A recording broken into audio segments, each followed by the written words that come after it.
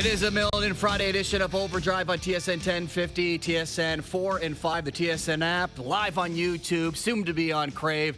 Mark Rowe in for Brian Hayes alongside Dave Feschuk of the Toronto Star. We're back by popular demand or because no one else said yes. And the air quality hasn't killed us yet. No, we are still alive and kicking and looking forward to 2 hours of this show and beginning the weekend in style. Can't wait. I mean, the Blue Jays kick off the post All-Star break second half with a closed dome because of the air quality. Well, they closed the dome and they haven't closed the door on George Springer playing in the field because for the first time this season, we'll see George Springer playing in the outfield and Brandon Valenzuela will be your designated hitter. So we'll see how that experiment works because I feel like at this point the Blue Jays will try anything to turn this season around. Oh, yeah. You gotta. We had Keegan's list yesterday. Keegan solved all the problems of the Blue Jays in 5 easy steps. And I don't see how they couldn't nail all of those. And, he didn't have our sellers. I don't know if we needed reporters to tell us that. That's the one team you can be pretty sure. Right? And there's a list of 3 or 4 players who are untouchable, and Bo Bichette is not one of them. And suddenly could Bo Bichette be going back to the Blue Jays? Imagine that. And would it help the Blue? Like, it's not as if his numbers resemble a lot of what the Blue Jays numbers look like. Now, maybe it's a classic coming back home and he's reinvigorated, but that's the type of deal, which I think is going to happen more than we've seen in the past, where it'd be a player in and a player out because where would you fit him in? Right? Like you got Ernie Clement at second. Jimenez, who's not playing tonight and has sort of a nagging injury, but he's a shortstop and one of the best defensive infielders. Okamoto's been one of your bright spots. He's at third. Vladdy's at first. And I hope whether it's the Blue Jays or not, that is what I find the most exciting thing about this deadline is the prospect of real trades. Not to go back in time here and show my age, but. And it was during the offseason, but the big trade that spurred the Jays to win World Series is Alomar and Carter traded to Toronto for Fred McGriff and Tony Fernandez. Sure. And I don't. It's asking a lot to see a trade of that magnitude, especially during the season. But be interesting to see if you have a team that needs pitching and a team that needs hitting, and they get together and they try to make both teams better. Yeah, it'll be kind of fascinating because just as you say, like the Mets they're so far out of it, 15 and a half games out of the NL East lead and pretty much a lost season already for the Mets that they're one of the few teams that's already said, the white flag is flown, right? I mean, they're not even really. They have to. Yeah, they have to. They're 11 and a half out of the wild card, even though the third wild card has kept most teams alive, especially in the American League. But they can't keep every team alive. When you're that bad, you're just that bad. And so, but it'll be kind of fun to watch these next couple of weeks before the August 3rd trade deadline to see. It does feel like there's a lot of teams that are kind of in between, right? Like the Blue Jays. Yeah. It's just like we're not playing well, but we're not that far out of it.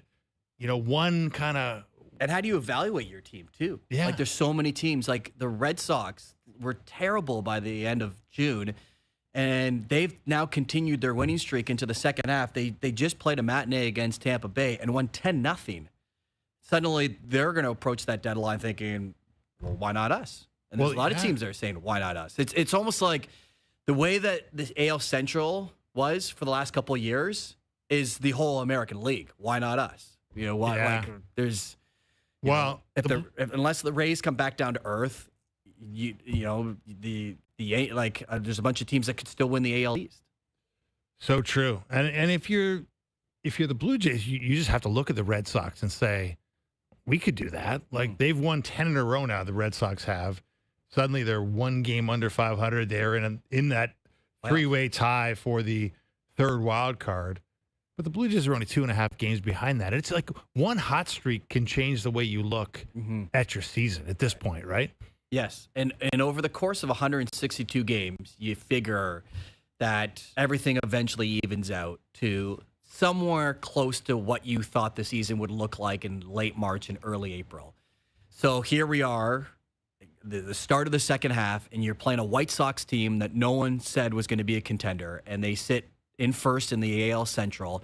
Are they going to come down to earth? and that's an opportunity for the Blue Jays.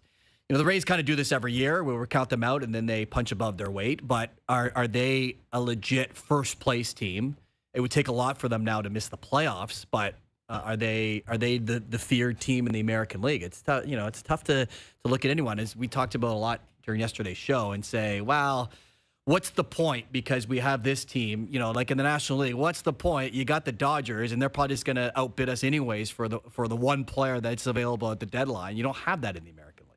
Yeah, it's true. I mean, if you believe in the analytical stuff, I mean, the Rays have won 56 games. Their expected wins are only 50. So, you can make the case they're playing a little bit above their heads here. Yes. They're getting a little luckier than they should be. Some balls are dropping in that probably shouldn't, and that'll even out over the course of X number of games. Now, what is X? I don't know. Right. Because sometimes teams, like we saw it with the Blue Jays last year, like magic just happened for them so often that you couldn't account for, right? And this year, what was magic is now kind of marred, and what was kind of luck has turned to bad luck. And so it's amazing how it works in baseball and in sports in general. But yeah, to think that the Rays are some sort of impenetrable machine, it's just that's not who they are, right? Yeah. They're not that scary. Neither are the Yankees, because Aaron Judge remains out, and there's been a bit of news on that today. Yeah, it's the re-imaging. I'm using their words. I don't know what the difference is between re-imaging and imaging. I guess it's just getting images again afterwards and seeing what the progress is. There is signs of healing, but by no means is he close to coming back, and he hasn't started baseball activities. Judge has said he expects to play this year. I find it hard to believe that he would say otherwise. And this is a Yankees team that's below 500 without Aaron Judge. So how do you evaluate them?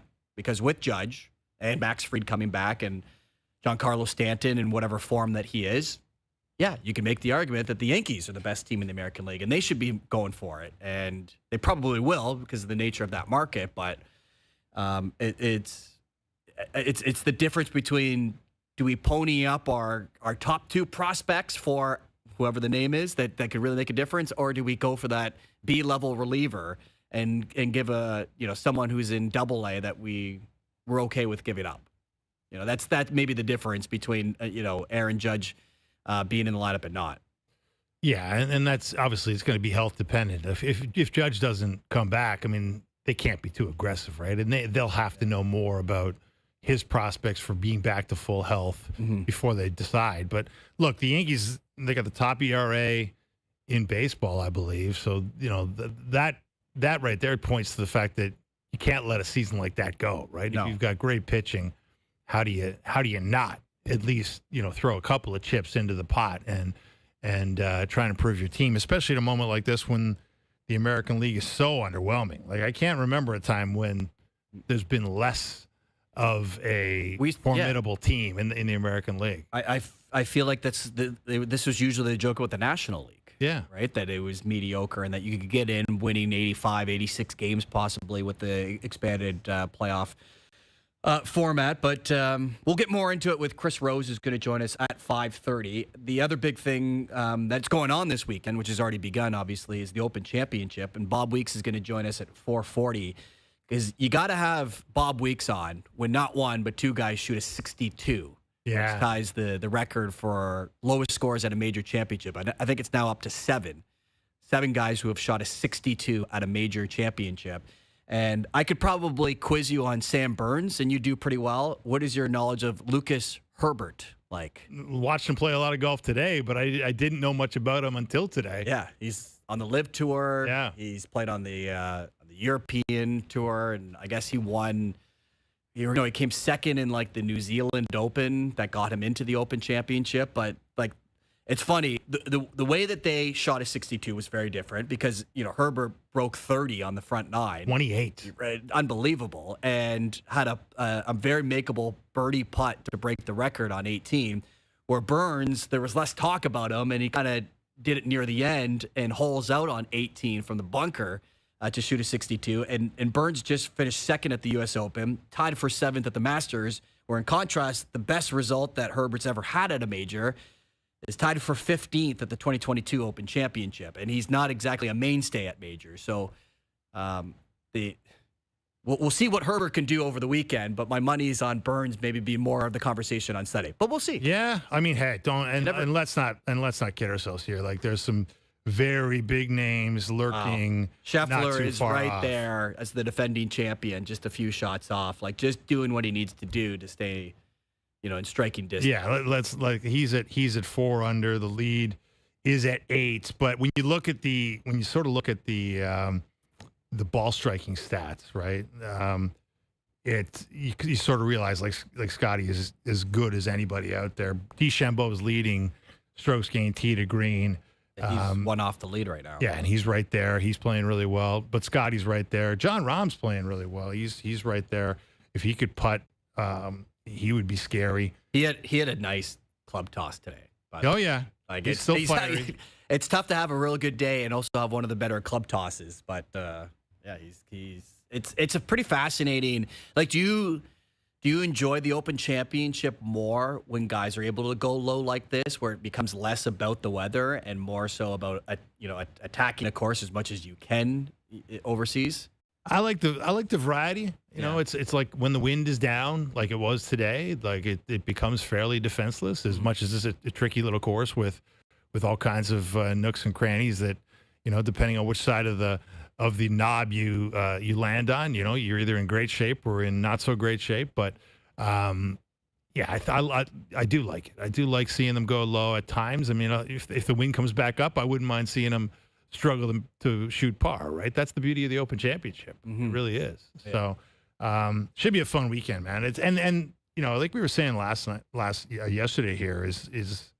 You got to enjoy it while you can if you love golf, because there ain't another major for another 8 months after this. It's like this is really mid-July, and we're done with the golf season that most people care about, right? Because I'm not sure most people care about the FedEx Cup playoffs. Right. Certainly the golf fan does, but the casual doesn't. And the other good news is it looks like both Canadians will make the cut.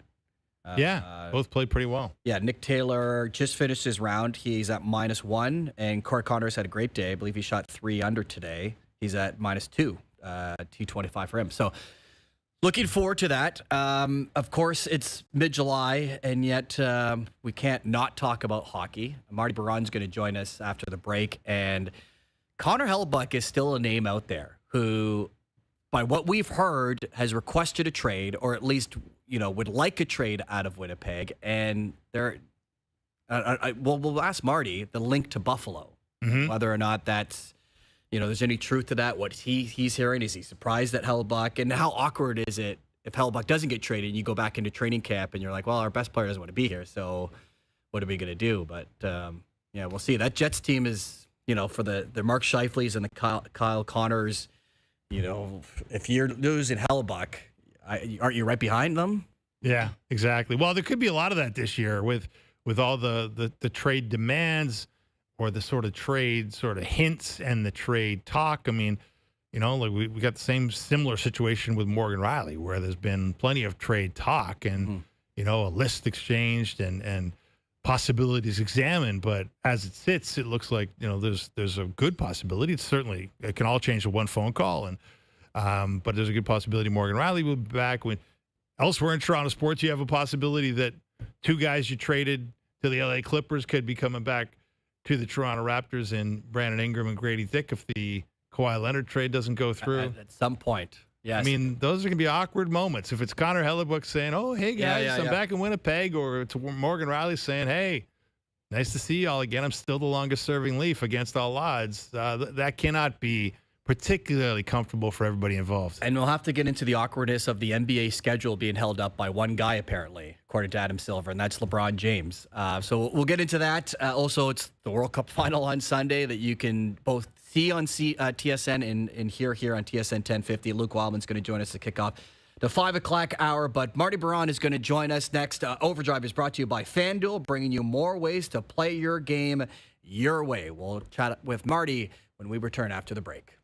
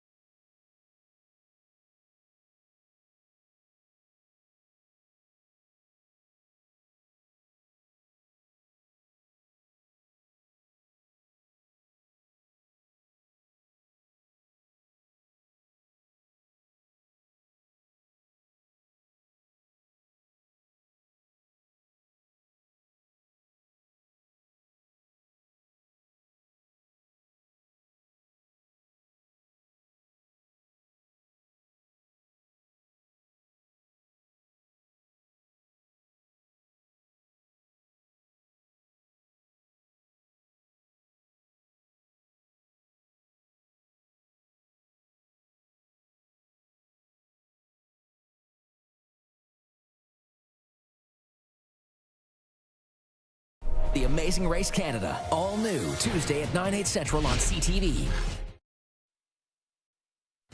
Sunday. This is the moment on TSN 1050. The finals kick off as Spain takes on defending champion Argentina. Coverage starts at 2 p.m. The world's biggest stage. Hear it all on TSN 1050. The FIFA World Cup 2026 lives here.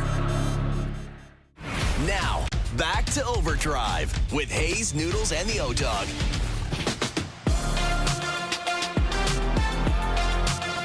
Milden Friday is brought to you by Boston Pizza, Canada's favorite sports bar. Enjoy $15 lunches at BP, where you get an entree, a side, and a drink, and you'll get it all in 20 minutes or less. A fast lunch doesn't have to be fast food. See you for a $15 fast lunch at your local Boston Pizza.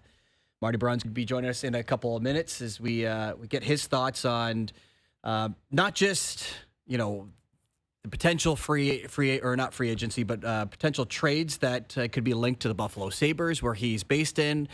But also, I was listening to Frankie Corrado, our good friend in the morning show, and he noticed that the Maple Leafs will be playing the fewest games against teams who are on the second half of a back-to-back, which is the most Toronto conversation I think there possibly is in the league, to notice that after one day. But they got no favors in that department, Dave. No. So.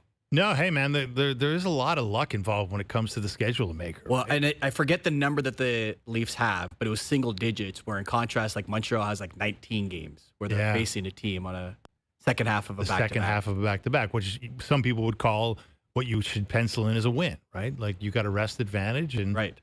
So the Canadians are the Lionel Messi of the NHL. They get all the breaks. That's right. Right? That's right. Clearly. It's a conspiracy. Right.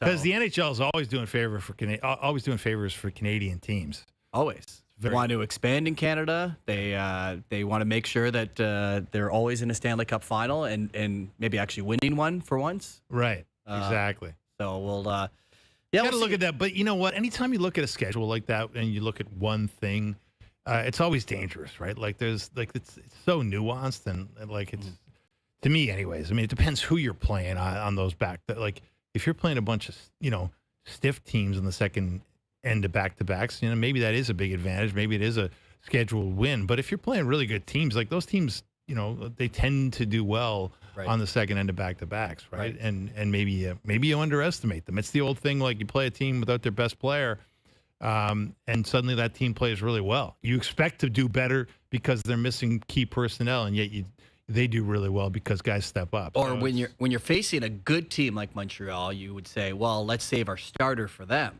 right? And that's the other one.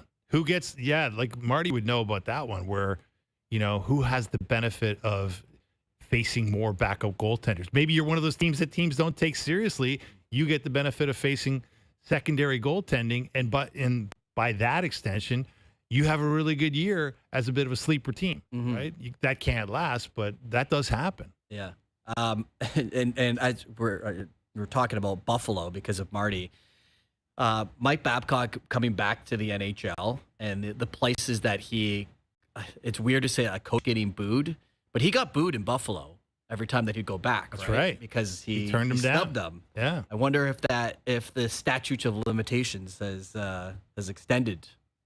Well, I mean, if social media is any guide, there's a lot of people that really would like to see Mike Babcock do poorly. Well, his press conference didn't help. Right? No. Right? Why would it? Why would you expect it to? He's Mike Babcock. Well, I think if not that I vividly remember his press conference with the Columbus Blue Jackets, but there seemed to be a little more contrition there before he got dismissed days later about, changing and being a different person, where now it's my way or the highway, guys. And Connor and Leon are on board with the way that I want to play. And that was maybe not the message that everyone expected, but if they win, it doesn't matter. It's just, I think I agree with you that there's going to be a lot of people who will now, if they didn't already, will cheer against the Oilers. Yeah, I mean, you feel badly because I think most people that don't have a horse in the race that just want to see greatness rewarded and hard work rewarded. I think there's a lot of people that aren't even Oilers fans who they're rooting for Connor McDavid to finally get one, right? To finally have a great year, get to another Cup final, and finally hoist the thing. But it's harder to do it when Mr. Babcock is the guy standing on the bench, scowling and having a very huge lack of self-awareness. Well, let's welcome in our hockey analyst Martin Biron, who's joining us, and we'll get your thoughts on. We were just talking about Mike Babcock and what his relationship with the city of Buffalo is like. Have cooler heads prevailed, or are people still a little sour about Babcock, and maybe he'll get a few boo birds when the Oilers are in town against the Sabres? There probably will be some boo birds. Listen, this is a long, long time ago. And the Sabres in those years, Bylsma came in, didn't do well. And then it became Ralph Kruger. That didn't go well. And then it became Don Granado. And that went better. But, Lindy Ruff is the one that got it going. But I think there's some fans that are going to let Mike Babcock know, hey, listen, we thought we were going to go maybe even Connor McDavid, because that was the whole Eichel, McDavid, the tank years, then Babcock, and it didn't work. So maybe that was the start of some bad times in Buffalo, but also there's a big part of the fan base that is like, hey, you know what? We're totally fine now. It's water under the bridge, and we keep going. Oh, by the way, I got my Jays hat on, and somebody in Buffalo told me, am I trying to manifest something?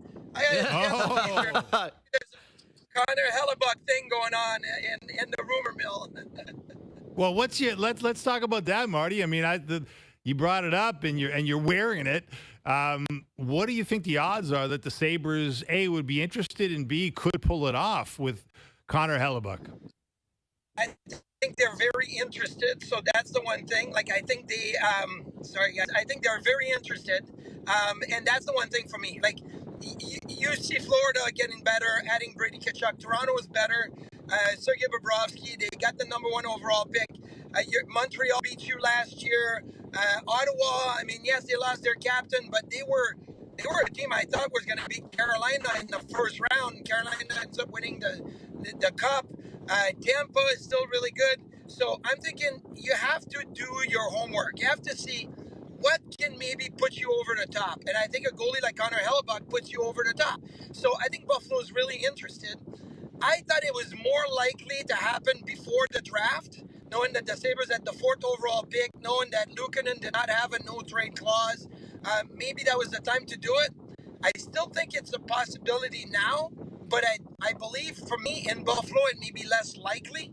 Would I welcome the addition of a 3-time Vezina Trophy goaltender and a Hart Trophy winner? 100%. But I'm starting to think this is going to be a complicated trade if that happens. The one thing that Winnipeg, I believe, would like in return is a second-line center. So is that Ryan McLeod? Is that a Josh Norris? Is that maybe a Noah Ostlund or a Konsta Helenius, one of those young players? So that's where it gets a little interesting, because what is Buffalo and Jarmo Kekalainen willing to maybe part ways with? And how does that affect your team moving forward?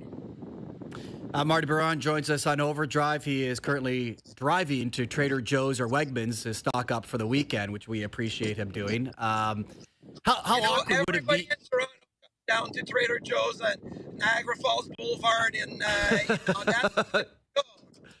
You know the move. How awkward would it be if Hellebuck doesn't move and is in training camp in Winnipeg with every teammate that knows that your star player would prefer not to be there? Well, it's weird because it's not just your star player would maybe want to be somewhere else. I believe that is also the team's position that, when you go to your star netminder and you say, are you willing to waive your no-move clause or your no-trade clause? There's a willingness from the team to maybe go in a different direction. And look, Connor Hellebuck has been fantastic, but there's also been playoff failures in Winnipeg with Connor Hellebuck. Last year, he wins the gold medal with Team USA at the Olympics. He makes that great save on Devon Hayes. The year before that, he did lose, to Connor McDavid and golden goal and everything. So there's definitely a part of the Winnipeg Jets that I believe thinks, what if we could get better somewhere else? What if we could get better down the middle? What if we could get better on the back end? What if we could get a goaltender that is a number one goalie in the National Hockey League, but not at the level of Connor Hellebuyck? Are we taking steps back? And for me, I don't think that Winnipeg, if they were to get a Luukkonen or a Lyon or somebody else, they added Stuart Skinner. They want maybe a tandem. So I think that could work. But if Connor Hellebuyck, all of a sudden it's September, it's training camp, and he's back in the locker room, I would anticipate a Mark Scheifele, a Kyle Connor, a Josh Morrissey, all those guys to say, hey, we have our goalie. We're good. Let's go. Let's try to make something happen after last year's disappointment. So we all get it as players. There's a business side of it. Look, I thought I was getting traded after the 05-06 season.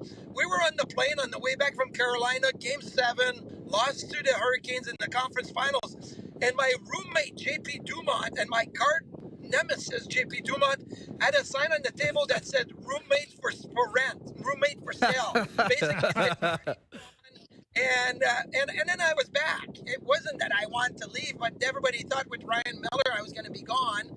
And I came back, and it was fine. You find a way to make it work in the locker room. Hey, Marty, you talk about the moves made in the Atlantic Division, and obviously the Leafs taking a big gamble, big swing on Bobrovsky. And then what Florida did, obviously, Jacob Markstrom. You know, he's not that much younger than Bobrovsky. He's 36 years old. He's not that much cheaper than Bobrovsky, making a good buck. And yet, you know, you hate to second guess Bill Zito because he put that run together where they got to 3 straight finals. He's won a couple of cups. But what's your sense of the way the goalie community sees that? Is Jacob Markstrom actually, a guy that could take you to a cup final and beyond if you are the Florida Panthers? So the goalie community is very split on Jacob Markstrom. You either love him or you hate him. I'm not going to say I hate him, but he's not one of my favorite. And maybe that goes back to, look, he played in Rochester down the road from Buffalo when he was with the Florida Panthers farm team, and they used to be in Rochester. And then he kind of moved around, right, Vancouver and Calgary and New Jersey. And I go back to that series against, with the Calgary Flames where he wasn't good. That was a problem for the Calgary Flames. I don't know. For me, he's not in that level. He's not at the top level where you say, hey, Jacob Markstrom is going to win you a series or two. Now, last year, the Carolina Hurricanes did it with Freddie Anderson and Brendan Bussey.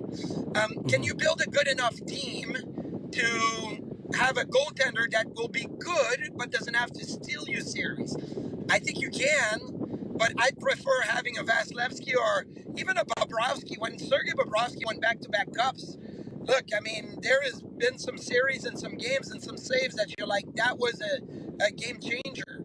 I don't know that Jacob Markstrom can do that. I'm a little bit on the fence with what Florida's doing in net.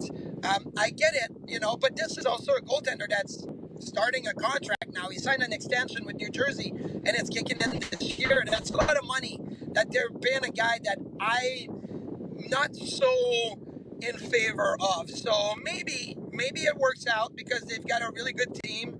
But I've got to see more of Jacob Markstrom to think that this is going to work in Florida. So as Dave alluded to, the Maple Leafs make a big splashy deal to get Sergei Bobrovsky in net. They did not make the big trade on the blue line that a lot of people thought they would in Morgan Rielly. And with the schedules coming out yesterday, Marty, if you go by the promotional staff of the Toronto Maple Leafs, Rielly is going to be part of the core again next year. How much of a failure would it be for the Leafs to not find a solution for Morgan Rielly on another team and to get some sort of asset for him? Well, I don't think it's a failure. Look, you've made some moves. You've addressed part of your lineup. And if Morgan Rielly comes back, he comes back. That's just the way that it is. I mean, you've got a player that had a bad year, but you look back at his career, he's provided with some really good play and some good offense, and maybe you surround him better. Maybe you put him in a position to succeed. So that's interesting because you talk about all the promotional stuff and the social media stuff. We talked about Connor Hellebuyck already, but Connor Hellebuyck has not been featured in any social media post from the Winnipeg Jets since his birthday, and I believe that was late May. And there's been no pictures, no feature of Connor Hellebuck. So I'm like, okay. I remember my third year with the Buffalo Sabres organization. I thought I was ready for Buffalo. And then the Rochester Americans came up with their magnetic schedule. And I was on that magnetic schedule. I'm like, oh crap. I guess I'm gonna start in Rochester this year, right? I think there's something to be said to the higher ups approving and sometimes not approving certain posts, certain pictures, certain things. So it's social media, but I think that maybe you're getting your answer as to what the Leafs are going to do next year with Morgan Riley. Let me ask you this about, speaking of approving things, Marty, if you were a member of the Carolina Hurricanes front office and the owner presented a list to you of him and the 6 family members that he wanted to put on the Stanley Cup, have their names engraved above everybody else on the cup, and he asked for your opinion, what would you have told him?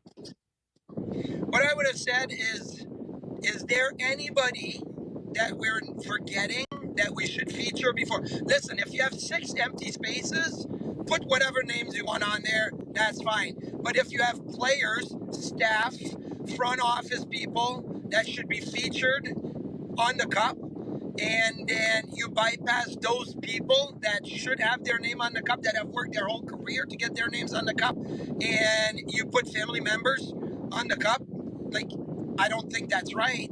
Now, if those family members have titles, right? If they work, if they're president, if they're advisor and whatever, and you're like, you know what? They have a job, they have a title. That's different. But the way that this was done, and look, we all know how the Carolina Hurricanes ownership is working, and we've had negative statements about them, and Dundon has now purchased the Trailblazer, right? The Portland Trailblazer, and the rumors are in the NBA that he's gutted that front office, and but again, he's doing it his way. He's successful because he's always done it his way. So maybe that's the Dundon way. I don't agree with it. Now there was some players that were featured in some tweets and some posts that said, oh, this guy should have it.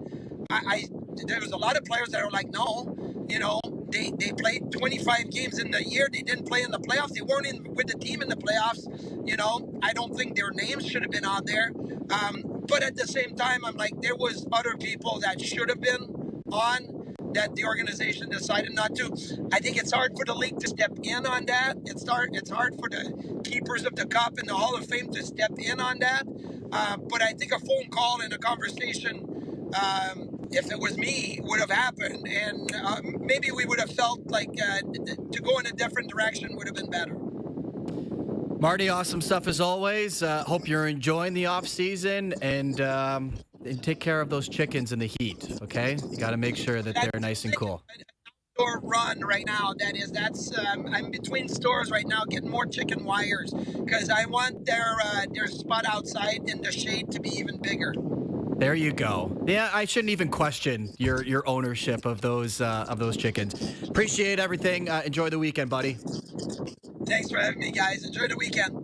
There you have it. Our TSN hockey analyst / chicken coop owner, Marty Baron. Look at that. What a guy. Going out to get more chicken wire so his chickens can be comfortable. He's taking care. He always takes care of his family, whether it's his kids or his chickens.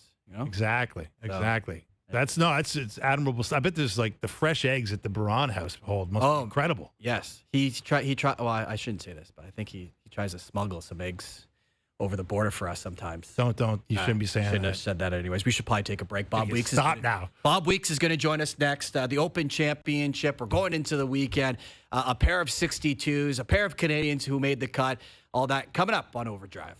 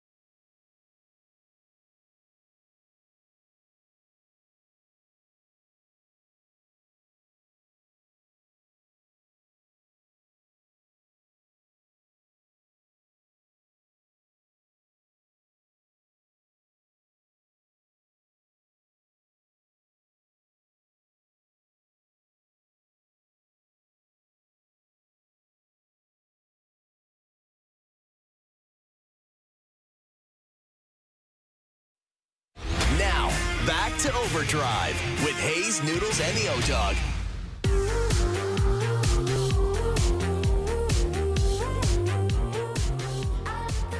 OverDrive continuing. Mark Rowe in for Brian Hayes today alongside Dave Feschuk from the Toronto Star. Bob Weeks is going to join us momentarily. I teased a few things when it came to the Open Championship. What I didn't tease, I learned during the commercial break, is Bryson DeChambeau is quite heated at the moment over a potential penalty that could see him go from 7 under to 5 under, which is pretty significant. Well, the eyes of the world are on the Open Championship, and there's some interesting, compelling video footage that suggests, speaking of footage, there was some footage around Bryson's lie, as in his foot appeared to tamp it down a little bit when he was in the deep grass. Right. And it just without even seeing, we're obviously not privy to the broadcast right now, hearing that Bryson is heated, all I can think of him is like red-faced, just like going Incredible Hulk, ripping through his shirt. Exactly. And everyone kind of backing up, going, "Okay, Bryson, it's the rules. Look at it." Exactly. No, he does have that look to him, and we'll see what happens. It's you gotta, I guess, hand it to the live golfers for making a lot of storylines so far. Between Herbert shooting the 62 and Bryson DeChambeau now and Jon Rahm playing well, but. To give us more on this situation and everything that's going on at the Open Championship, let's welcome in our golf analyst, Bob Weeks. Bob, thanks so much for joining us. I guess we're catching you at a busy time, but a great time for us. Why don't you fill us in on what exactly is going on with Bryson DeChambeau? Well, when Bryson went in to sign his scorecard after the round, they said we want to review something with you, which is your second shot on the 5th hole. And as you guys have sort of discussed, he hit this way offline. It was into some deep grass, some deep, I don't know what you call it, almost a marshy area, to be honest with you. He walked right in and kind of went behind the ball and stomped down some grass. I think, I don't think there was any intention at that point to sort of say, oh, I'm going to mow this down. It's just he was walking there and it just went in very quickly. If it was intentional, he was pretty smart, pretty quick to do it. But when he went in to sign the scorecard, they said, we want to review it. They took him back out there. They said, we think you improved your lie. That's rule 8.1, which you can't improve your lie. And most of the times when you're improving your lie, it's usually something around the golf ball.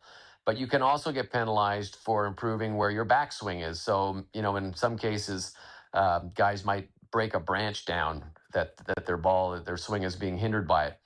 It was a pretty heated conversation. They went back and forth for a good 10, 12 minutes. And then they decided, they went back into the scoring tent and they were in there for another probably 20 to 30 minutes.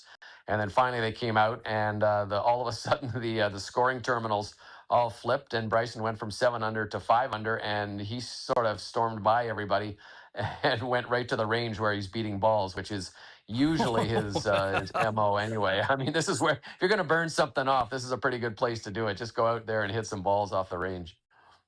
Okay, so in news about golfers who were not accused of cheating and are convicted of cheating, I guess, we had a couple of great rounds out there today, Bob. Lucas Herbert and Sam Burns both tie the men's major record for the greatest score in history with a pair of 62s. Start with Herbert, who had a putt at a 61.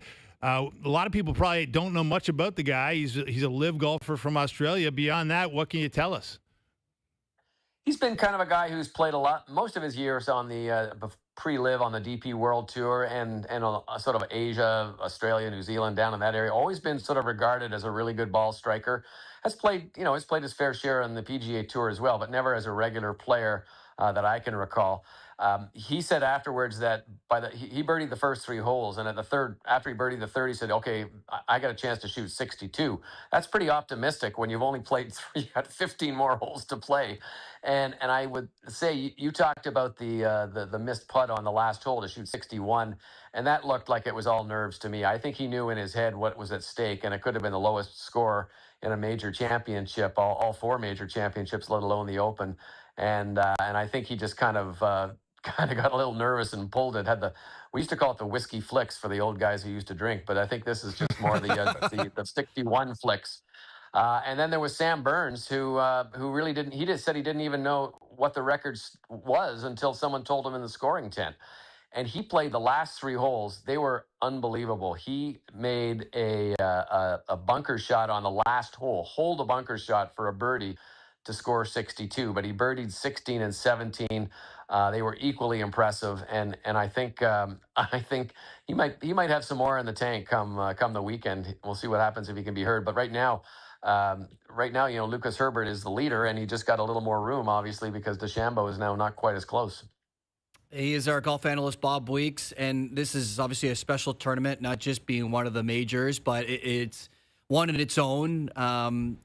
Do you prefer days like today, Bob, where the conditions are perfect and guys can really attack the course, or do you feel like the elements need to be part of the storyline for it to be a real Open Championship? Yeah, I mean, I like it better when there's a little bit of rain, a little bit of wind. It's kind of weird when you go to these, and Dave and I have been to enough of these. We've been roommates at a couple of these, I think, in the past as well, where you go out there and you bring, it's the middle of July, and you bring your long johns, and you bring your rain gear, and you bring your umbrella.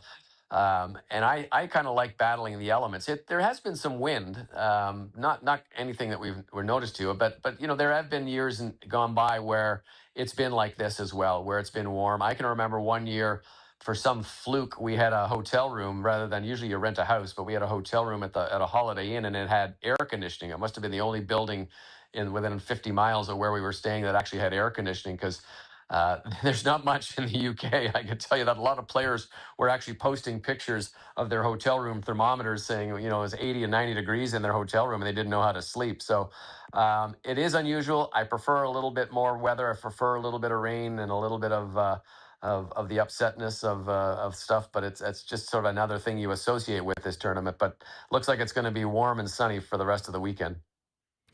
So let's talk a little Canadian content here, Bob. Corey Connors, I mean, what a round he had today. He had a stretch where he was absolutely on fire, as was the course, as you point out. Shoots to 67. What did you see from Connors today?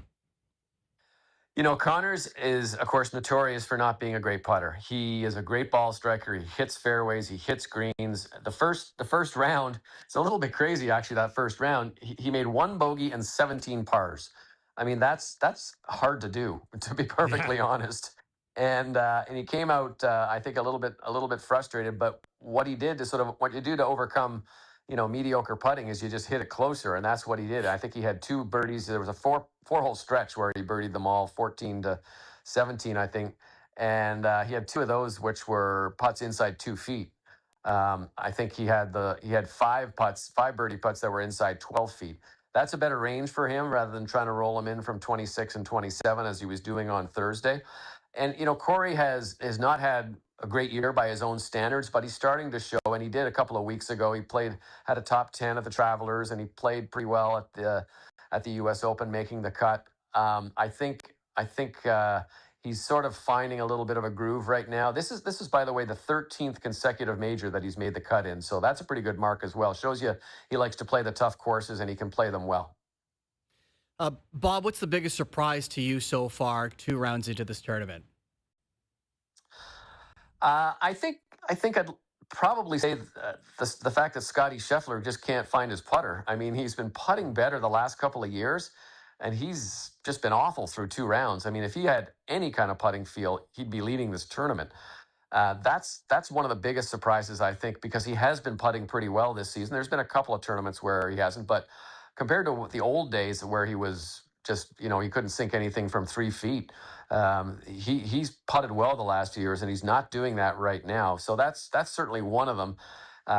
I think the other part is that, and this kind is not as much of a surprise, but there's a lot of sort of unheralded names up on the leaderboard. Let's just put it that way. A lot of guys you might not know.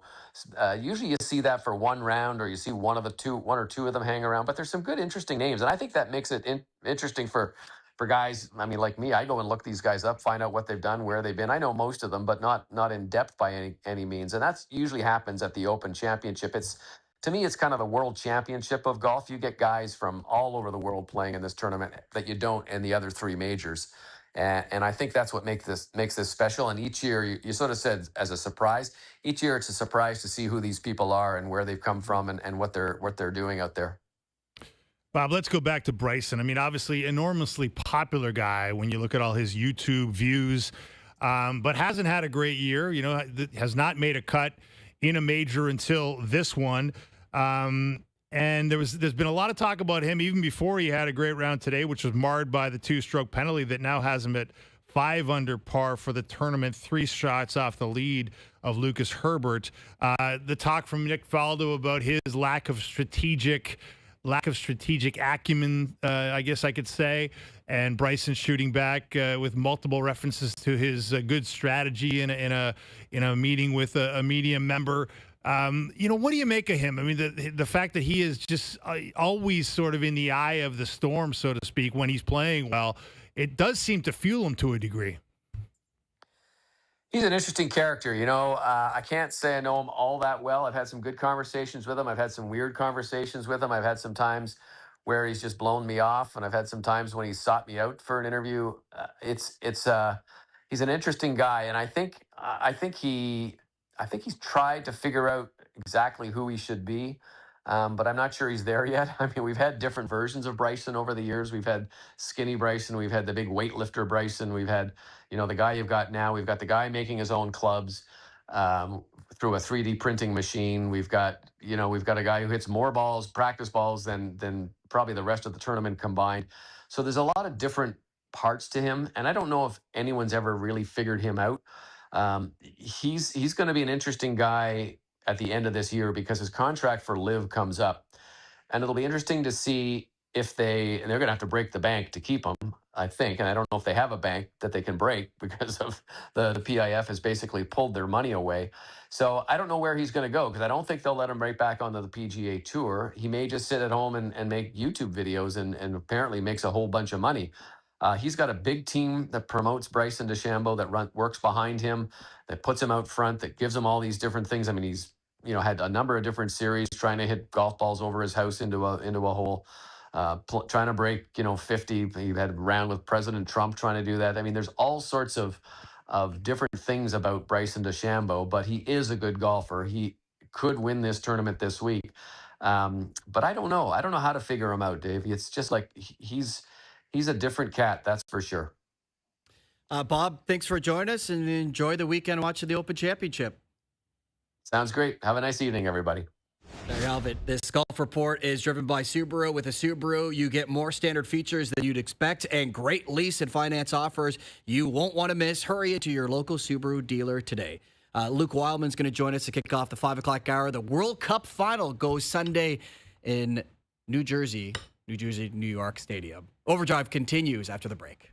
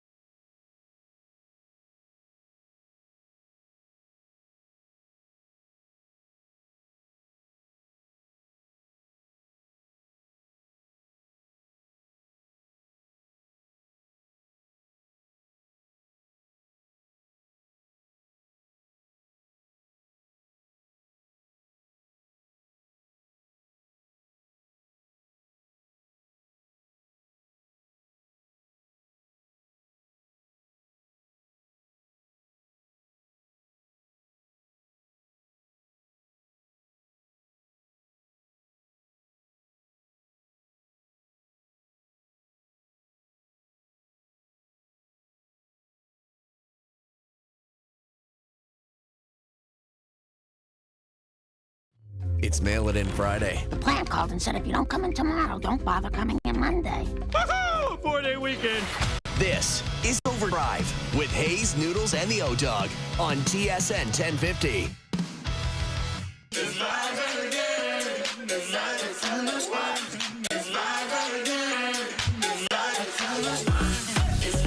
Second and final hour of OverDrive. We are, if you haven't started your weekend, well, it's coming soon. And if you've already started your weekend, we appreciate being part of it. Mark Rowe in for Brian Hayes alongside Dave Feschuk from the Toronto Star. Luke Wildman's going to join us in about 5 minutes to tee up the World Cup final on Sunday between Spain and Argentina. We were in these same seats yesterday with the one and only Keegan Matheson from MLB.com. It was great to work with him. I've never actually been in the same room as him, even though I've done, I don't know how many double enders with him on SportsCenter, but he has provided a bunch of updates, or I guess the Blue Jays have provided a bunch of updates, and he's been in those media scrums. And Dave, none of them are good. No. It starts with Addison Barger, who hasn't started any activity, and he's still working through the elbow and back issues. And Keegan points out, since he's barely played this season, he would need weeks of buildup when he does eventually start.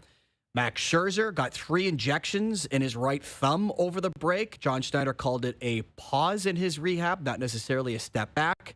As Keegan points out, that is not ideal. How about Anthony Santander?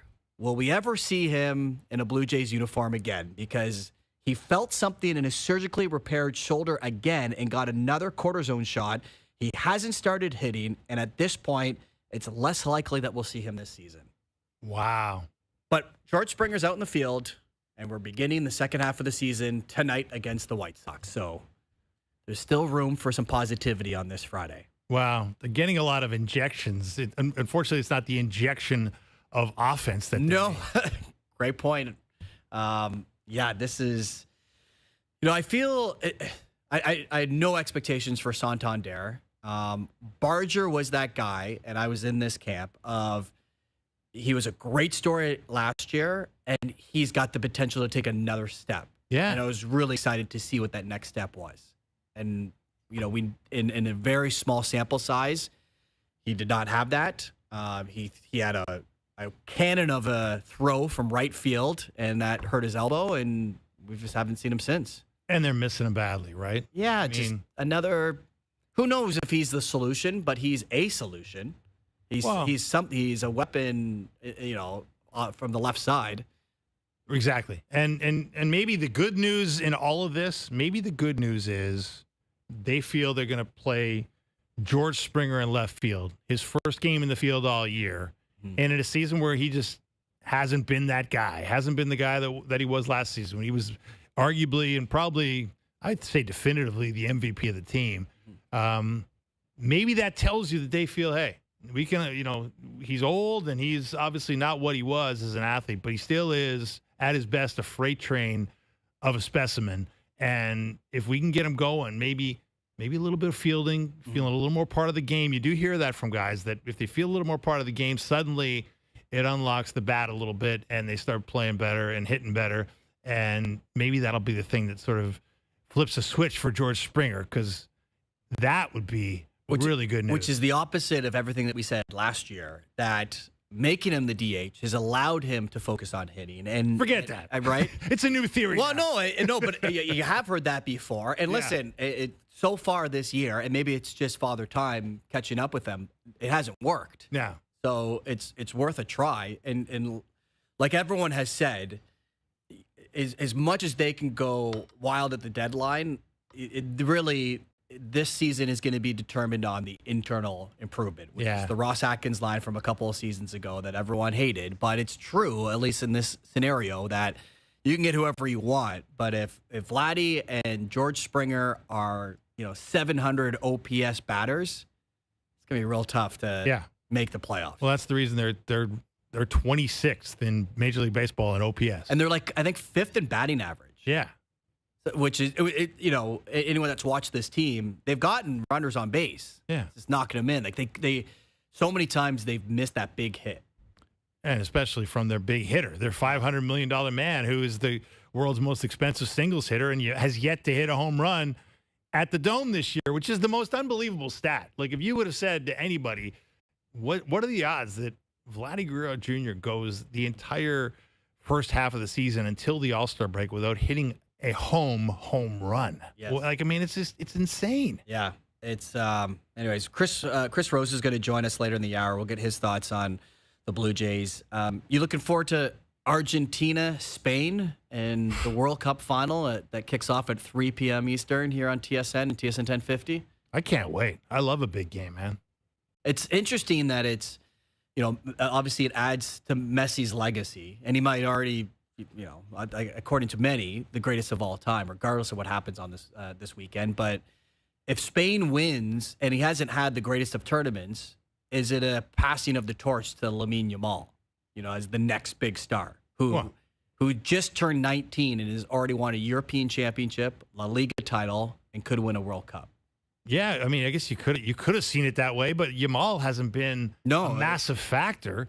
Hasn't had those moments that Messi's had. I mean, people are calling that the right-footed cross on the goal that wins the game against England, like one of the great plays in the history of the sport. Mm-hmm. I mean, I'm not a soccer historian. I have no idea if that's true, but I've seen really, what I consider to be credible writers say that's one of the most definitive, iconic, next level, and makes it look so easy. Like, yeah, one of those where, like, the idiot in me would be like, just do that every time, right. Like to your favorite team. It's like, well, we don't have Messi, and that has been one of the joys of this tournament, and there have been a lot, is seeing the very best elevate their game. Yeah, where we had. On the same day, we had Mbappe and Haaland and Messi, recording braces, hat tricks. It's been pretty wild to see the level of play from those guys, and with Messi's age, still doing it. Yeah, the stars have been stars, and Messi's shone as bright as anybody, if not brighter, which has been a lot of fun. But I mean, it feels like Spain. Spain just feels like a force that's going to be difficult to reckon with for anybody. If, as we saw in the semifinal, if they get the first goal, then it's almost curtains. Can't get the ball off, right? Like that was France committed a foul in the penalty area, and it wasn't as if it was a controversial call, but it was also one of somewhat, our guys broke it down to the mistake that was made by the French defender, but it was also somewhat of a fluky penalty. Like it was, but you could also say it was Jamal, right? And he's got that speed that frightens defenders. Right. And the guy made a bit of a panic play. But you can say that's the match right there. Yeah. You give them a penalty, they go up one, and they are, everything always comes back to hockey. It's like they're the New Jersey Devils of the 1995. Like they've only conceded one goal in the entire tournament. Incredible. And yet they have this star-studded lineup, and yet the casual fan probably has heard of Lamine Yamal, but other than that, they don't. It's not Messi, it's not Mbappe, it's not Cristiano Ronaldo. Yeah, who's way past his prime, but still everyone knows his name.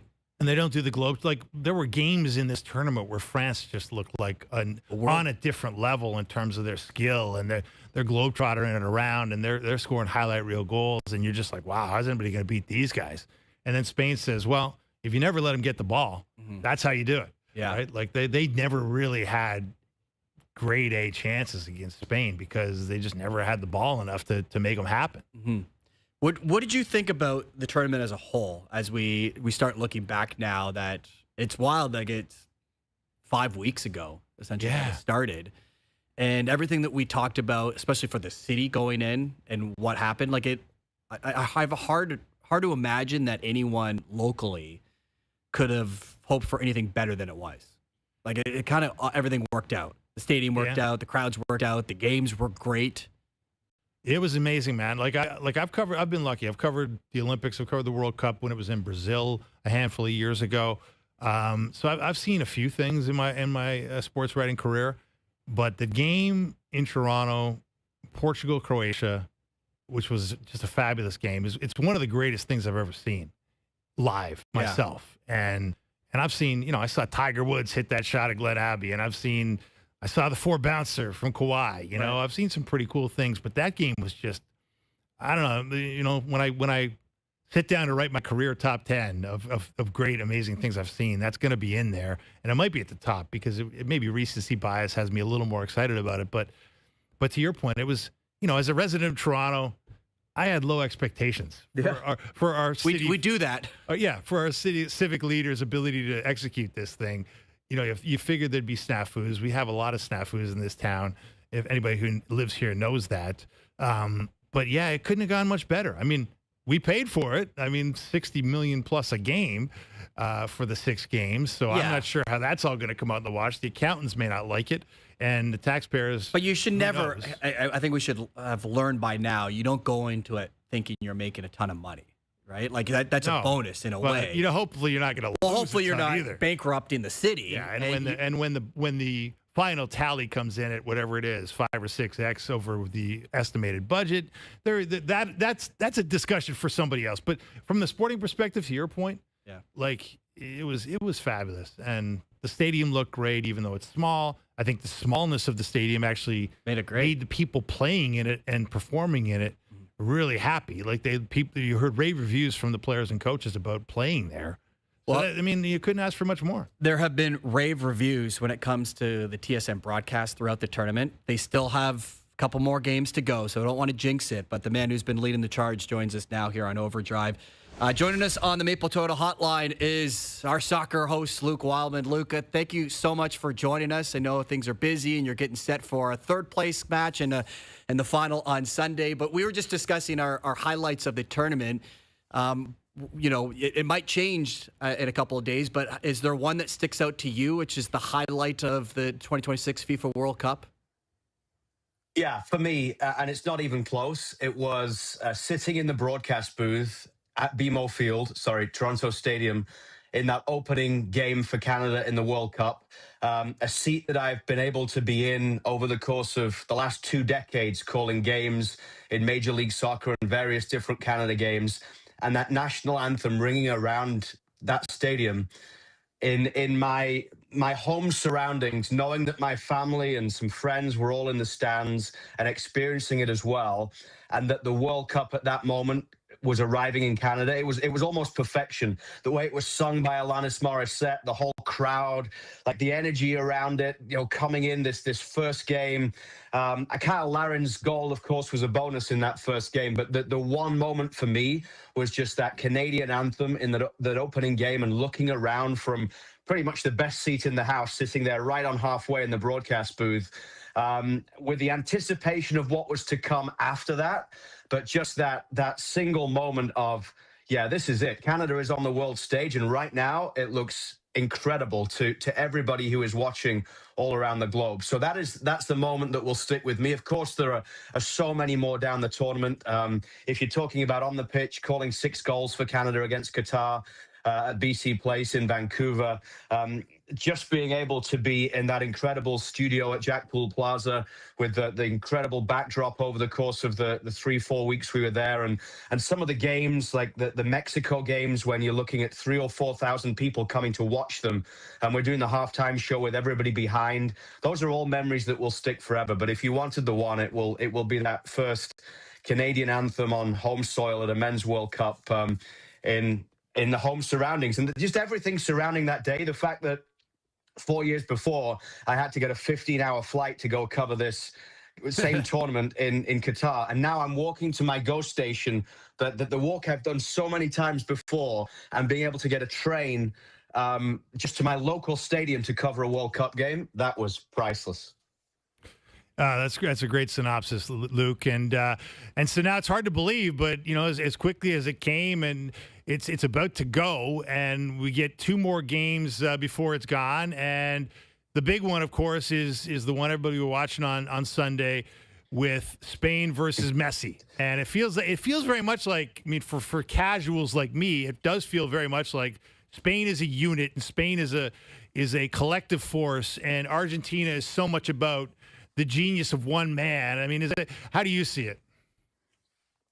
Well, here's me thinking you were going to say that the big game of the weekend is what FIFA is now calling the bronze final, the third place game between England and France, which, obviously I'd hope that England would be there on Sunday. But when you look at this the first time in history that the reigning South American champions have faced the reigning European champions. It's incredible, really, that's never happened before. But obviously, Argentina are in this incredible run where they've won 2 Copa America titles with a World Cup in between.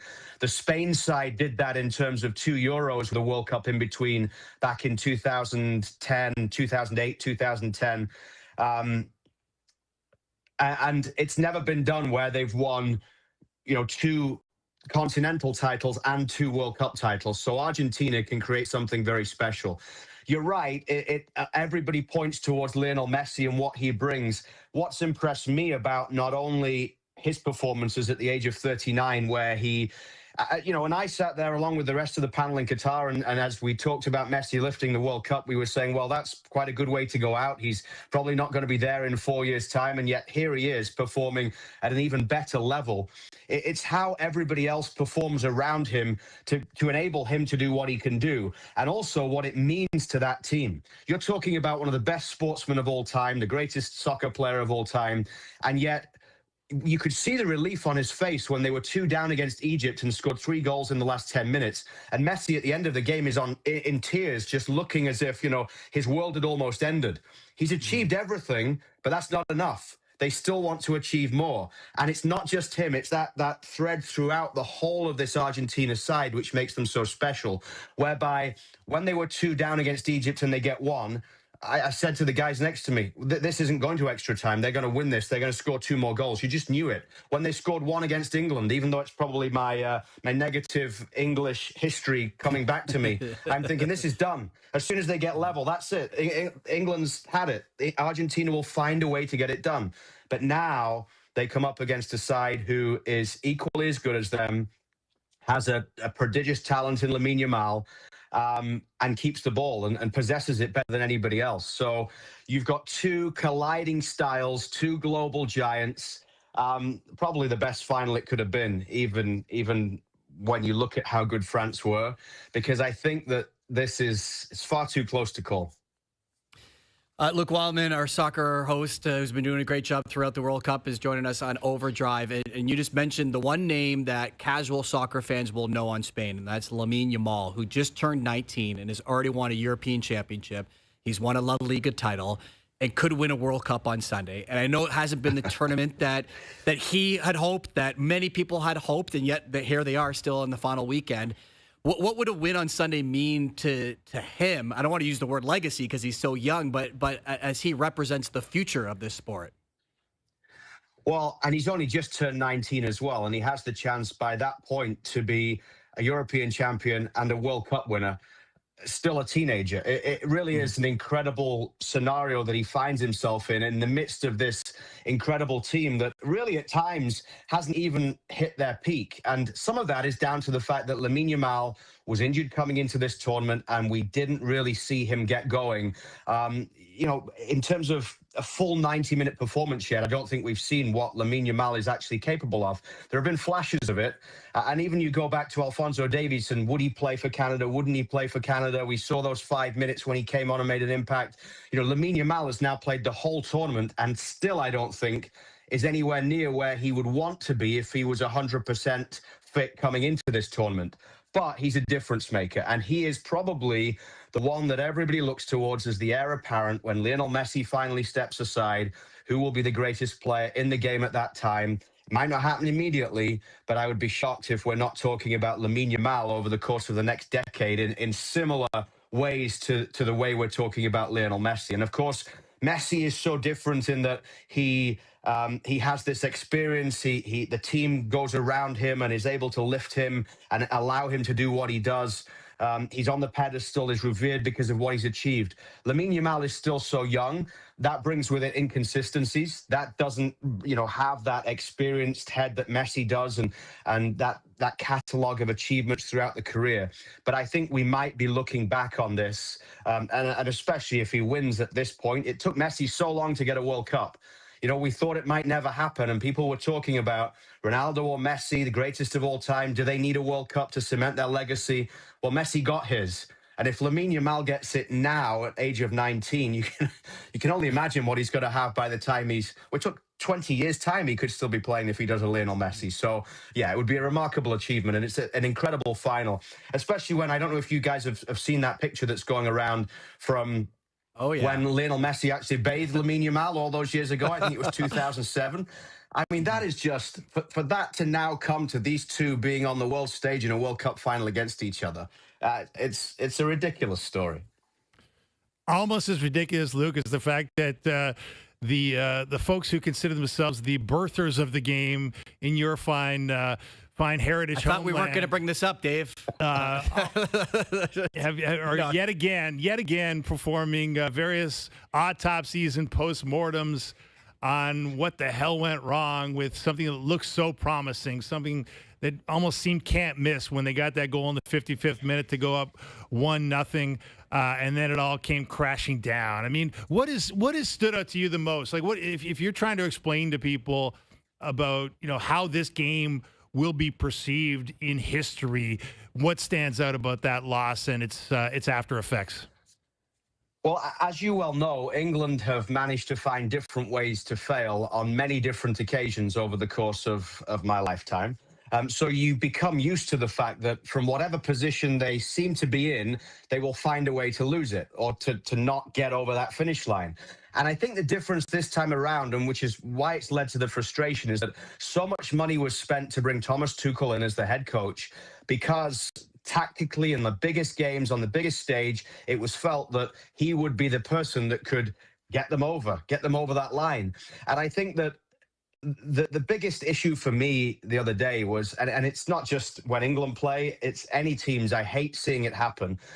They get in front and then they change the way they play. They try and protect instead of just going and trying to find a way to get the second goal. And that's something actually that we saw Spain do well against France. Spain got the first goal. They just kept playing their game. They just kept saying to France, come get the ball off us. We're going to keep playing. Whereas England, and having listened to a lot of former England players talk about this, they said it wasn't necessarily even right at the start of the part of the game where they sat back. It wasn't even necessarily a coaching thing. It's just players, they see the game turn and they get nervous on the big moment and they just can't respond. And when that happens, you just tend to drop back. And you can't afford to do that against a team like Argentina with Lionel Messi, who can deliver those balls in from wide areas. Yes, in my opinion, they got the substitutions wrong. They went too defensive too early. It had worked a few weeks earlier at the Azteca when they were down to 10 men, but they weren't playing a side with the quality of Argentina. I would have liked to have seen them just kept going, kept trying to get that second goal. Because, at 1-0, there's always a problem. If you try and hold on to that lead for that length of time, it's almost impossible. So, yeah, there is a post-mortem, and Thomas Tuchel was given an extended contract before the World Cup, and now there are questions about whether he's the right man to lead this team going forward. I think that'll probably all die down over the course of the next few weeks, and he'll move on as the England head coach, and hopefully they learn the lessons going forward, because we were told that he was a brave coach, he was a bold coach, he was a coach who likes to be on the front foot, and all of that seemed to disappear, whether it was his fault or the players in that last half an hour of the Argentina game. Luke, I'll get you out on this. The two programs that you see a lot of because you call their matches, Canada and the United States. Which country feels better currently about their program following the World Cup? Oh, I would say Canada 100%. When you look at what has been achieved by this country, and I think because it was a home World Cup and because the draw was favorable because Canada was seeded, I think we lost some of the context coming in when we were talking about what Canada should achieve, in that up until Qatar, they never scored a World Cup goal. They'd never got a World Cup point. They'd never got out of a group. They'd certainly never won a knockout game. So there are all these check marks that can be ticked off. Whether they should have done it or not, they managed to get those done. Kyle Larin scoring a first World Cup goal on home soil. They get a first ever World Cup point. They score 6 goals against Qatar. Yes, that's a team they should have beaten, especially with the way the game went, but they managed to get the job done. They'll look back and maybe feel that they could have won the group if things had gone differently, maybe against Switzerland, and that could have been a closer game than it was. And they'll learn lessons from things that went wrong. But to be able to have that moment of the Eustachio goal in LA, a first ever knockout round win, go to a round of 16, that is new territory.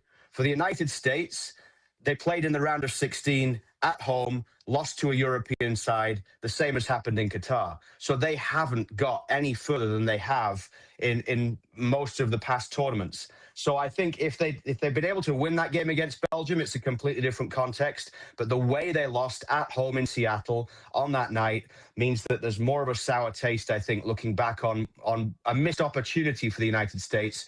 Whereas, yes, while Canada is thinking about what maybe could have been if things had gone differently, there's no shame in everything they achieved and then losing to Morocco in a round of 16 game at the World Cup. Yeah, and the excitement where this program can go moving forward as they hopefully play in Copa America in a couple of years, but certainly in the World Cup in 4 years. Luke, appreciate you taking some time for us. All the best this weekend with 2 final World Cup games, and hopefully you get the result that you're looking for on Saturday, the real big game. The bronze final. We didn't even mention the World Cup halftime show.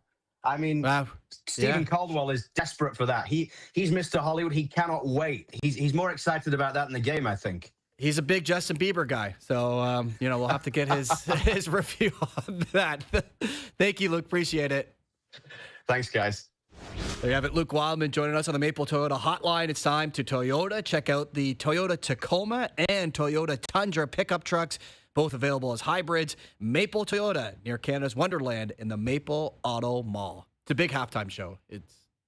I'm hearing a lot of bitterness from the purists. They're like, we never had a halftime show. We don't need a halftime show. What are we doing with a halftime show? This screams we're having the game in the States. Yeah. Right? It's like the Super Bowl. Right. I just don't know how they're like they have said that the halftime is around the same amount of time. Right. And yet they have like BTS, Shakira, Madonna, Bieber. Like, are they a lot of acts? Are they all doing half a song? A good question. They're big questions. I mean, that's a very good question. I mean, that's the thing people love about soccer is that they get on with it. They don't, it's like this. That's why they boo the hydration breaks, because you're adding 3 minutes for no apparent reason when it's not even all that hot, although it was hot in certain games.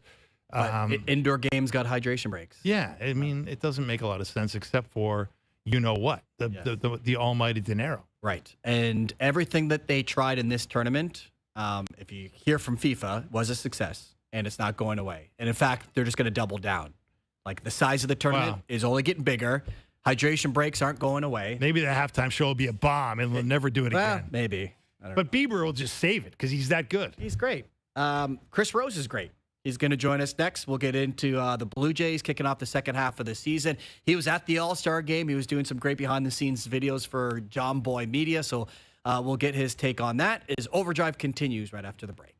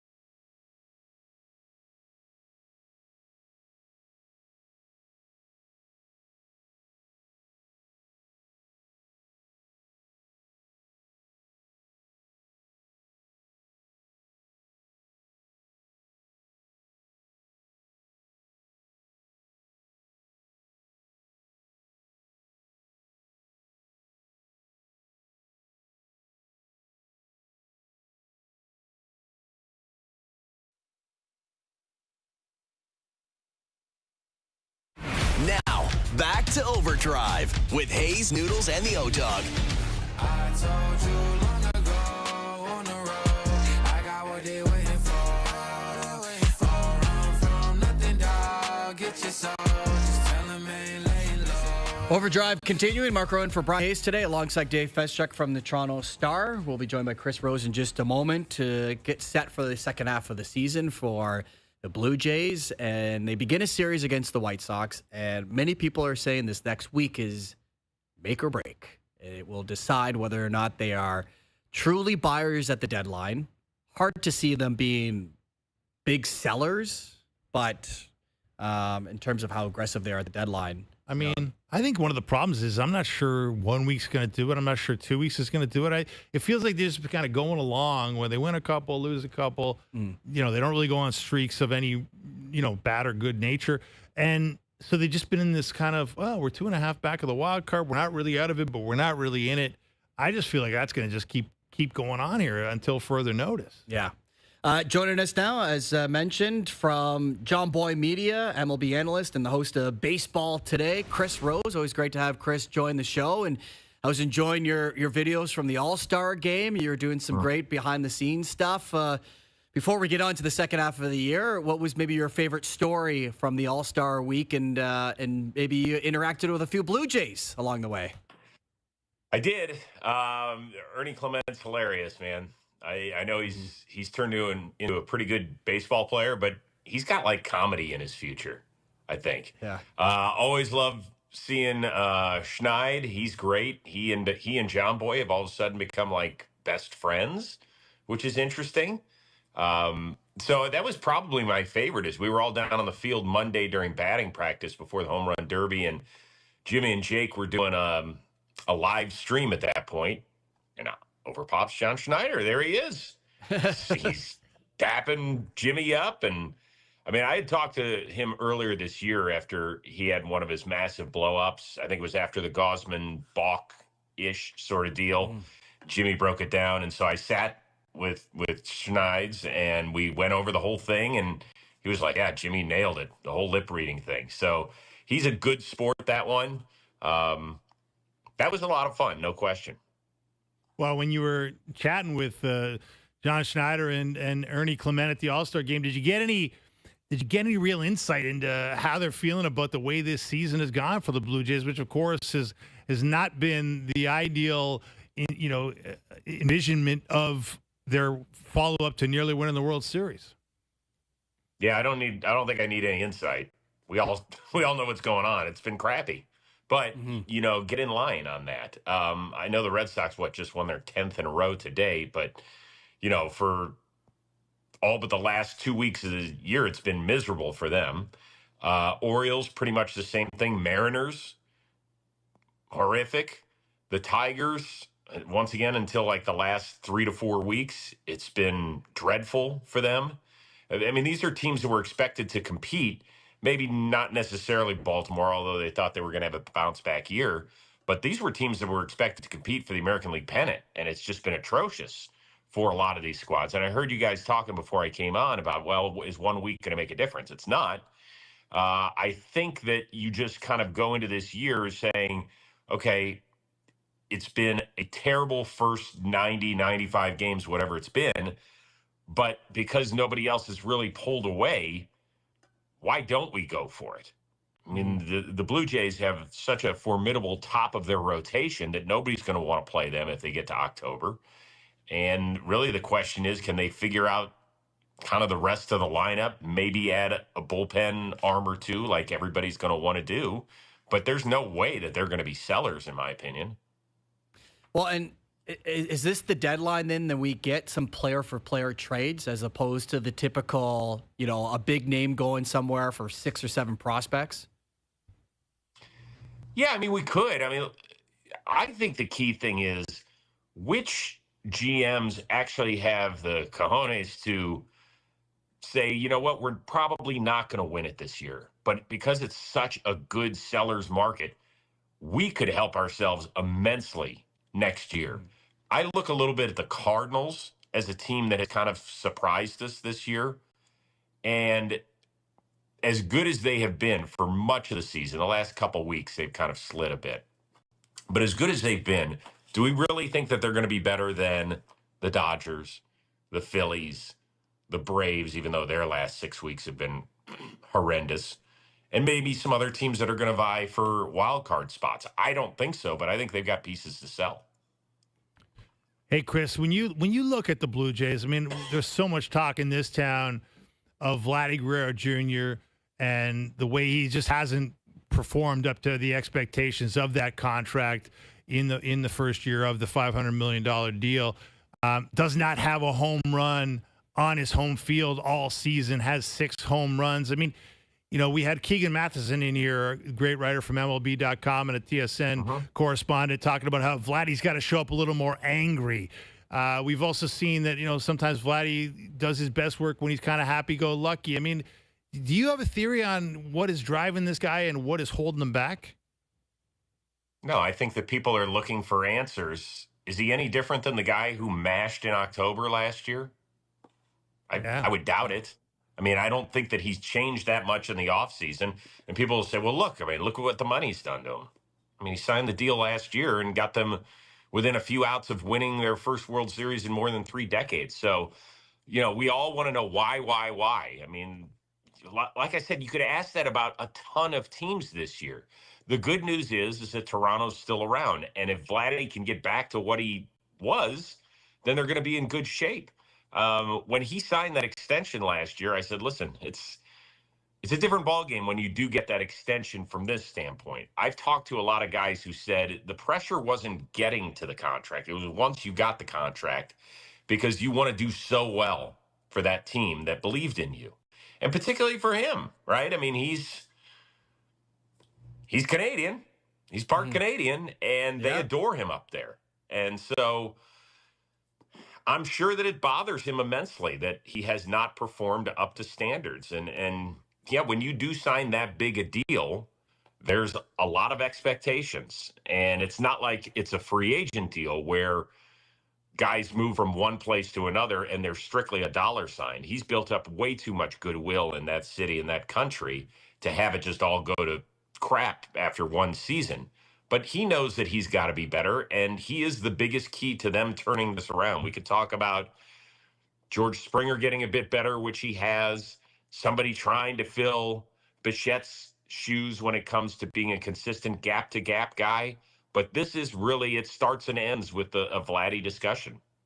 Yeah, he's, like you could say, he's the engine of the organization. And the same can be said for the other team in the division, the New York Yankees, who we keep waiting for someone to run away with the American League. And at one point, it kind of looked like it would be the Yankees, but Judge goes down.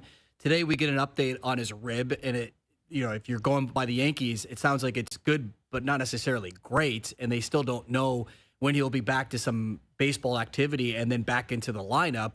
What did you take from today's news and just what the Yankees are without Aaron Judge in the meantime?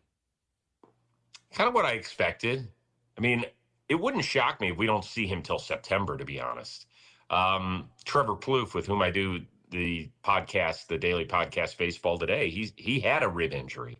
Not exactly the same one, because this is kind of in an odd area in the upper rib. But he said it's just something you've got to wait out. You can't go back early or you're just going to screw yourself up. So the Yankees they're going to make the playoffs, whether that's as a division champion or as a wild card. They're going to make it. So the key thing is he's got to be as close to healthy as he can be. I mean, it's possible that an offseason, and maybe an extended offseason, if you know what I mean, will do him some good. But he's got to wait as long as he can, to the point where he then can have enough at bats so that he is ready for October. If I were a Yankee fan, that's the way I would look at it. Yeah, that's an interesting point. I mean, you look at the other teams in the AL East, Chris, and you know the Rays are leading it, but you know, look at the expected wins. They're maybe playing a little above their heads. How seriously do you take the Red Sox? I mean, obviously the 10 straight wins, coming back off the break and getting their 10th straight. It's changed the picture to some degree on a pretty dismal season around Fenway. But do you think there's a material change there, or is this a hot streak in a bad year, or are the Red Sox, have they turned a page and maybe are a different team? Well, their pitching's been amazing. I mean, that's really what has led them on this 10-game winning streak, and so it's been really consistent. It'll be interesting to see how much they miss Ranger Suarez now that he's going to start out the second half on the injured list, because he was obviously good enough to make the All-Star team. But Sonny Gray's been great. Some of their young dudes have done an awesome job as well, and they've got a bona fide borderline Hall of Fame closer in Aroldis Chapman to slam the door shut there at the end. So as long as they could do that, whatever this offense has been, and we're talking about one of the worst home offenses in Red Sox history, which is really, I mean, that's amazing, because that is truly one of the great home field advantages is playing in that park. And they have just been god-awful for the most part. So if they're able to turn that around, I don't know if and when Roman Anthony is coming back, but they're going to be in this thing as well. Chris, awesome stuff as always. Always appreciate you having you on here on OverDrive, and enjoy the second half of the MLB season. All right, guys. Always appreciate it. Thank you very much. There you have it. Chris Rose, who is the host of Baseball Today. You see a lot of his work on John Boy Media, and he's seen kind of the same stuff that we are seeing with the Blue Jays. It's not as if like someone has some secret anecdote to what's gone wrong. It's, you know, it's all the same, and it starts with Vladdy, and you continue with Springer, and you know, you hope that you can get a little bit more from guys like Alejandro Kirk. But you know, it's the thing is, it's there for them. You know, the American League has done them a huge favor. It could be there for them. I mean, bad news today with, you know, Barger not really on the mend as quickly as you'd hoped, and Scherzer getting injections into the thumb. And right. At this point, though, are you relying on any of those names for the 2026 season? Well, I feel like you can't. I mean, I guess you can't. I mean, but you would like at least one of them maybe to surprise you. Yeah. I mean, we certainly like a Shane Bieber to maybe turn it around. They've been giving him a long leash to figure it out after coming back, and just hasn't really clicked yet. But hey, maybe there'll be a little bit of magic in the post All-Star break run here. Yeah. Maybe the break helps a lot of those guys, and maybe it helps a guy like Vladdy, who I agree with Chris. I think that he's put a lot on himself, and it hasn't done him any good. And he, as Keegan points out, needs to get angry, needs to get laser focused. We need the October from last season of Vladdy. Was he angry? I don't know. He was just locked in. He was locked in. Yeah, he looked like he was having a lot of fun, but he was definitely locked in. Bryson DeChambeau, is he coming back to North America in the next few hours? We'll get into that and finish up the show as OverDrive continues on TSN 1050, TSN 4 and 5 in the TSN app.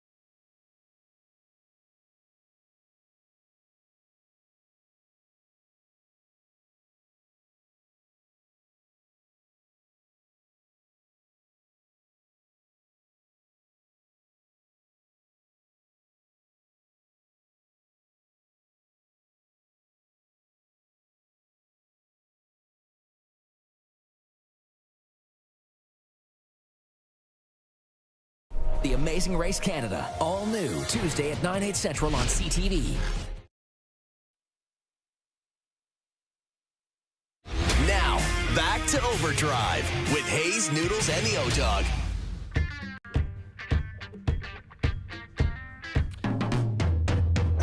Overdrive continuing with Mark Rowe alongside Dave Feschuk. Today's best bets are powered by FanDuel. Make your picks and assemble a same-game parlay in seconds on the FanDuel Sportsbook app.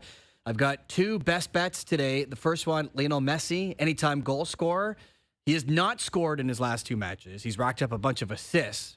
So you can say he's due. You can get that at plus 150. And the second one, over 2.5 goals in Sunday's match, which you can get at plus 128. Today's best bets are powered by FanDuel.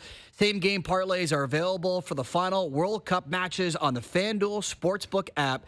Please play responsibly, 19 plus, and physically located in Ontario. So we get set for the third round of the Open Championship tomorrow morning. And we were talking a lot about Bryson DeChambeau, who went from minus... So he was at -6? No. He was at -7, and he was now at -5. Yeah. And Two-stroke penalty. Two-stroke penalty. And apparently he has told them that he will decide in the morning if he's still going to play because he's so upset. Right. We're showing a picture on DSN 4 to 5 that really shows how animated he got. Right. And if you're reading lips, I guess, in his discussions with the rules officials, he said, well, I just won't play tomorrow. Right. Or something to that effect. Right. Which sounds like Bryson. His maturity may not be his strength at times. And the RNA probably reacts with, okay, yeah, go ahead. That's our turn. I don't really. I don't know if that is the argument to be made at that point. But anyways, he's frustrated. He's pissed off, and yeah, we'll see how much those two shots matter. You know, if he. Well, they matter. Well, they matter, but you know what I mean, like. On Sunday, if he's one shot back, you can go, well, if he didn't stomp all over the tall grass behind his ball, he could be winning this thing. Yeah.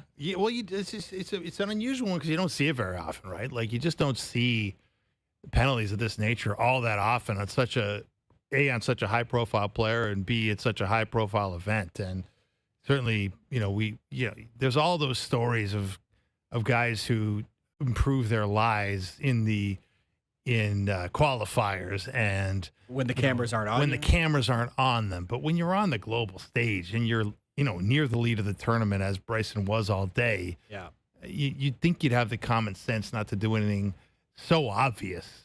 And whether or not it was inadvertent in the RNA, I guess the folks who run the tournament are calling it inadvertent. Right. I just have a hard time believing there's anything inadvertent when you got the best golfers in the world on a course. Right, who know every trick of the trade. Right. And, understandably, they will try to get every edge that they can, within the rule books, or at least they will try to be within the rule books as much as possible. But, and we'll never have that overhead shot of how much his lie improved by him stomping around the area. But you have to think, or going in that any sudden movements in that part of the course, and there's going to be a red flag, and they're going to at least investigate. But yeah, and Bryson above all, the king of YouTube videos, should know that video is a powerful medium. Yeah, and once this video of you doing something, people, it gets around pretty quickly, and it made the rounds on social media for a few hours there, and the tournament organizers aren't dumb to that stuff. That stuff is brought to their attention, and what do you know? 2 strokes later. Bryson DeChambeau is out on the range in a bit of a fury. Yeah, taking his anger out on some golf balls. Mail It In Friday is brought to you by Boston Pizza, Canada's favorite sports bar. Enjoy $15 lunches at BP when you will get an entree, a side, and a drink, and you'll get it all in 20 minutes or less. A fast lunch doesn't have to be fast food. See you for a $15 fast lunch at your local Boston Pizza. It's a lot of fun working the last 2 days. I know you're going to be on next week. Yeah, I'll be back. With Hazy B. Yes, is Hayes back? I believe so. Hazy B back. He'll have lots of stories. Yeah, I think he did quite a bit of golfing. So yeah, you'll have lots of stories to tell. Can't wait. All right. Great seeing you. Good seeing you. Thanks for everyone for tuning in. The guys will be back 4 p.m. on Monday. They'll be chatting then.